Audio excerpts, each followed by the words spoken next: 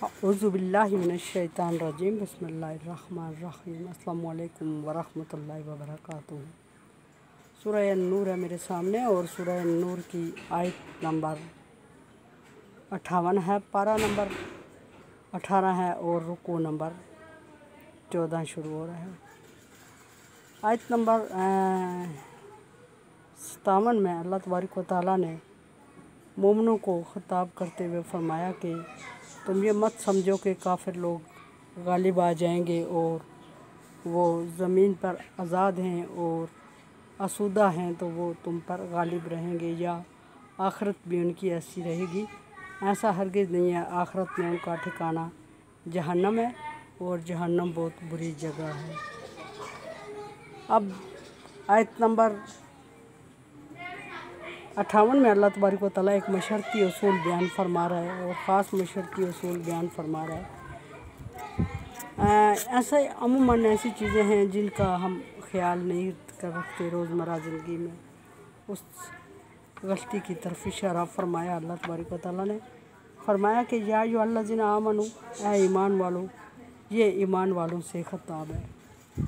पहले मैं बारहा अर्ज़ कर चुकी हूँ कि जो लोग ईमान नहीं लाते वो इस्लाम के उसूलों के तहत नहीं आते और इस्लाम का कोई उसूल उस वक्त तक उन पर लागू नहीं होता जब तक कि वो ईमान न लाए।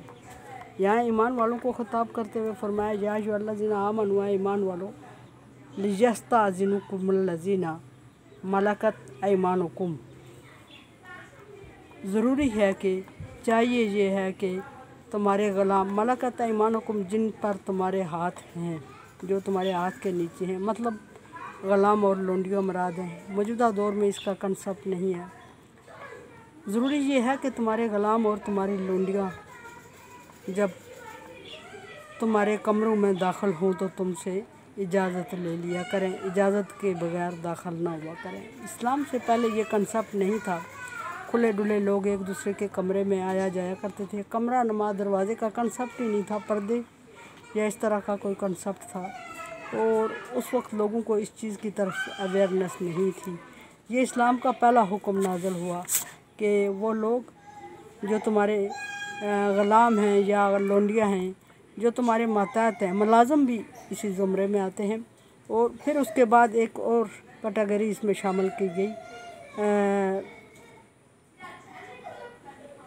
वल्लज़ीना लम यबलुगू हुलुमन मिनकुम, और वो लोग जो करीबे बलोगत हों, जो बलोगत तक, वो बच्चे आपके जो बलोगत तक पहुँचने वाले हों, जिन पर ज़िंदगी की अवेयरनेस शो हो गई हो, क्लियर हो गई हो, उनको ये चाहिए कि वो कमरों में दाखिल होने से पहले इजाज़त ले लिया करें।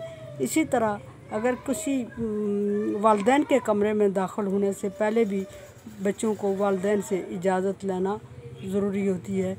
और वो बच्चे जो कि एक ख़ास उम्र तक बलोगत के करीब पहुंच चुके हों, वो बेटियां हों या बेटे, उन्हें चाहिए कि वो वालिदैन से इजाज़त लिए बगैर उनके कमरे में दाखिल ना हों।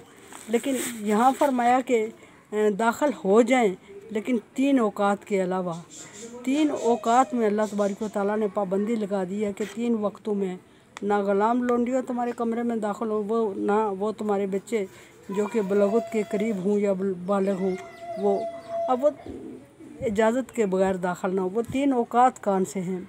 सलासत मरात अल्लाह तबारक व तआला ने फरमाया कि वो 3 औकात हैं जिनमें बच्चों को अवेयरनेस देनी चाहिए वालिदैन को। जब बच्चे थोड़े बड़े हो जाएं तो वो वालिदैन के कमरे में दाखिल होने से पहले दरवाज़ा खटका दिया करें, इजाज़त ले लिया करें। ये वालिदैन का फ़र्ज़ है कि अपने बच्चों को इस तरह की अवेयरनेस दें। सलासत मरात 3 वक्त हैं वो जिनमें इजाज़त के बगैर दाखिल नहीं होना चाहिए। और वो 3 वक्त कौन से? कब्ल सलात फ़जर, फ़जर की नमाज से पहले। फ़जर की नमाज से पहले वालिदैन के कमरे में अगर बच्चा दाखिल होता है, जो बच्चा करीब बलूग़त है या बालिग़ है, उसको वालिदैन के कमरे में इजाज़त लिए बगैर दाखिल नहीं होना चाहिए। और अगर ऐसा होता है तो वालिदैन को अपने बच्चों को सख्ती से मना करना चाहिए इस चीज़ को, और ये एटिकेट सिखाना चाहिए। नंबर 2, दूसरा वक्त हीना तज़ ऊना, सियाबकुम मिन सलात ज़हीरा, नमाज ज़ोहर से के बाद जिस वक्त के तुम रिलैक्स हो जाओ। यहाँ कपड़े उतार देने से मुराद खुदा न खास्ता कोई हम दूसरा मानी ले लेते, जब रिलैक्स होने का टाइम हो, आज़ाद शॉर्ट ड्रेस में होके सोने का सोच रहा हो बंदा, या आराम कर रहा हो, रेस्ट कर रहा हो, तो उस सूरत में बच्चों को बिला झिझक वालिदैन के कमरे में दाखिल नहीं होना चाहिए और दस्तक देनी चाहिए, और दस्तक देने के बाद कमरे में दाखिल होना चाहिए। अगर इसके अलावा बच्चे करते हैं तो वालिदैन पे ज़िम्मेदारी आयद होती है कि वो अपने बच्चों को समझाएं। और फिर तीसरा वक्त कौन सा है? मिन बादी सलातल इशा, इशा के नमाज, इशा के बाद बच्चों को वालिदैन के कमरे में बग़ैर इजाज़त के कतई दाखिल नहीं होना चाहिए।